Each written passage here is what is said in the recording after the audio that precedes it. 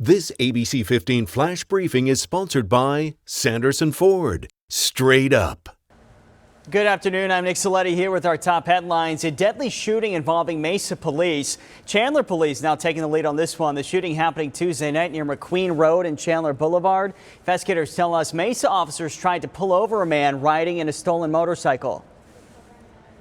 A marked Mesa officer tried to do a traffic stop on this stolen motorcycle, and the vehicle fled. The area unit from Mesa was able to pick up the vehicle and followed it to our location behind us here. As officers approached the occupant or the rider of the vehicle or of the motorcycle, a weapon was displayed, and at that time is when the officer involved shooting occurred. We know no officers were injured. Right now, there is a new push to lessen some of the penalties for drivers convicted of DUI. Here's ABC 15 political reporter Mark Phillips.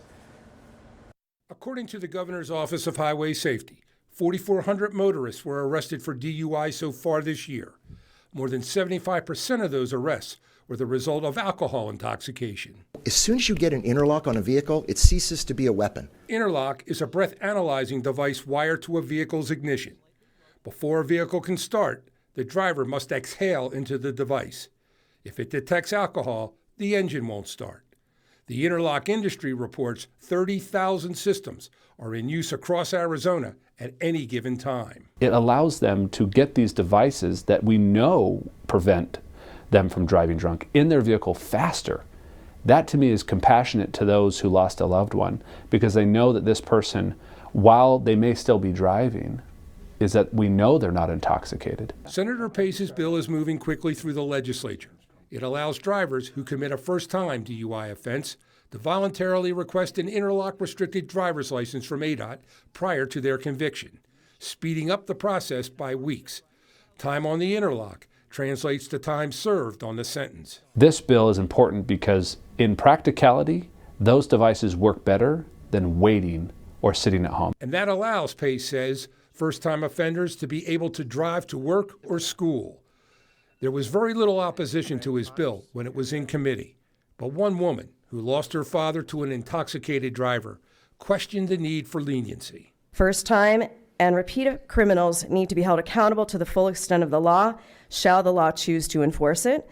Protecting our rights and our safety is your job. Mothers Against Drunk Drivers supports the bill, sending a letter to House Judiciary Committee Chairman Walter Blackman, citing various state and national studies endorsing the effectiveness of the interlock system. We think that this is just another cap on preventing someone to continue to drive drunk. Drivers charged with aggravated DUI or are repeat offenders will not be eligible for the early interlock program.